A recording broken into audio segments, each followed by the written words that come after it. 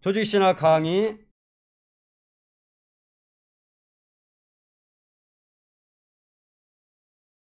환란시대 보겠습니다. 5번째 환란시대. 이 환란이라는 것은 개국 이래의 전무후무한 환란을 가르친 것이니 이 환란이 있음으로써 성도의 나라가 오는 환란입니다. 이 환란이 올 때에 되는 일은, 환란 시대가 오는 데는 먼저 환란기가 있습니다. 이 환란은 세계 인류 전멸이 아닙니다. 대환란기가 올 때에 시초가 되는 것을 말합니다. 영계로 오는 재난기. 이 재난기는 영적 흑암이 오는 시기를 말한 것이니 하나님께서 마귀의 흑암의 권세를 개방시켜 교회가 극도로 어지러워지는 시기를 가르쳤습니다. 영계로 오는 재난기 1, 단물이 쓴물이 된다는 것을 계시록 8장 10절에서 11절에 보인 것은 교회의 영적 재난을 말했습니다. 큰 별이 쑥이라는 이름을 가졌는데 강과 샘이 쑥물 되도록끔 만든다는 것은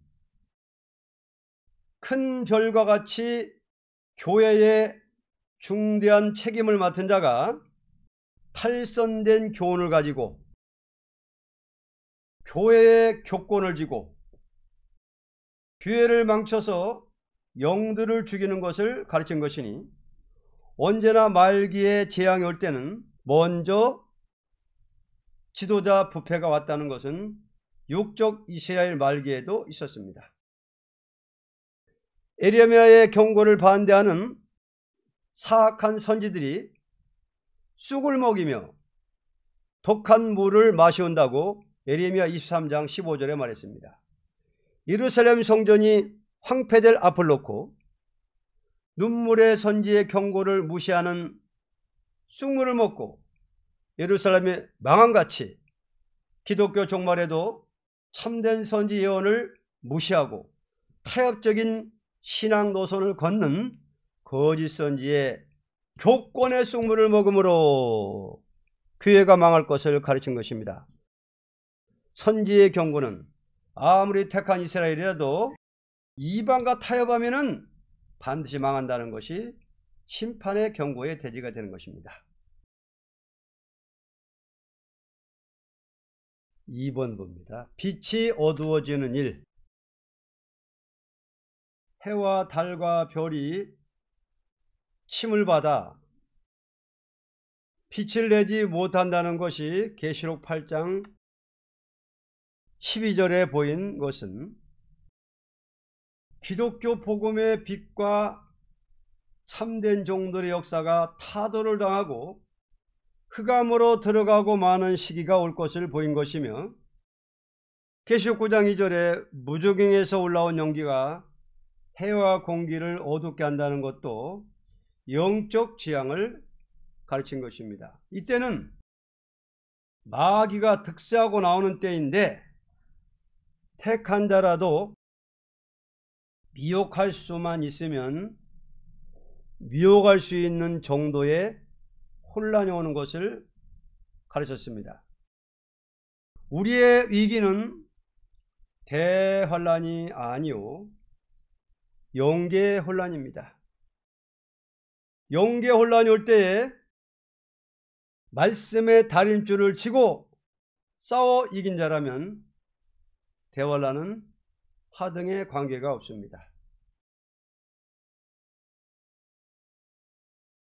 그 다음에 세 번째 3번 악당의 피해가 오는 것이니 흑암에 걸린 사람을 황충이라고 한 것은 아무리 신자라도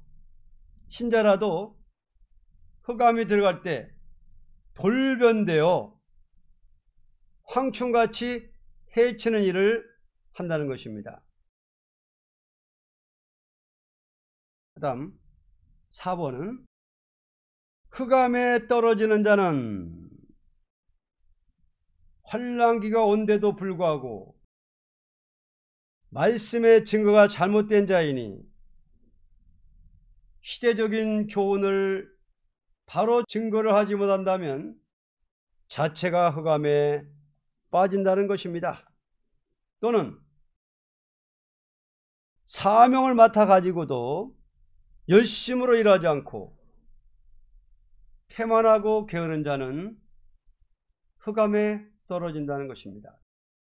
또는 시대적인 교훈을 증거하는 자가 나타나는데도 불구하고 때가 멀었다 하며 그 종들을 핍박하는 자는 술을 먹고 취하여 외식하는 자의 받는 율을 받게 된다는 것입니다. 그러므로 영계혼란이라는 것은 종된 자를 실현시켜서 참된 종을 골라 세우는 동시에 종말의 완전 역사를 남은 종을 통하여 일으키는 것입니다.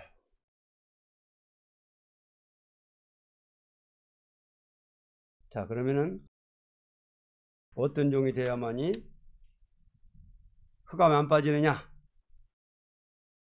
흑암 중에 남은 종은 기름과 등을 완전히 준비한 종이라는 것을 가르친 것입니다.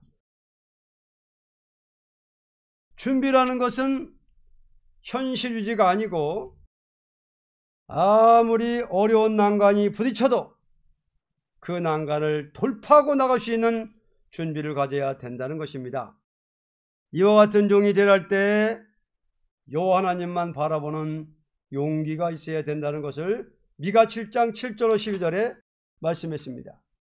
하나님은 완전한 사람을 들어쓰시는 것이 아니고 완전케 하시는 하나님을 바라보는 자는 넘어져도 일으켜주고 흑암에도 빛이 있게 하고 죄가 있어도 용서하시면서 쓰신다는 것입니다. 하나님은 이와 같이 강권으로 역사하는 것은 계시록 7장 2절로 3절과 같이 종들의 이마에 인을 치는 역사입니다. 이 인이라는 것은 권세 역사를 뜻한 것이니 마귀의 권세가 강하니만큼 하나님께서 당신의 종들도 자기의 권세를 맡겨서 역사한다는 것입니다. 그러므로 아무리 황충이같이 악한 무리가 일어나도 인의 역사를 받은 종은 피해를 못 줍니다.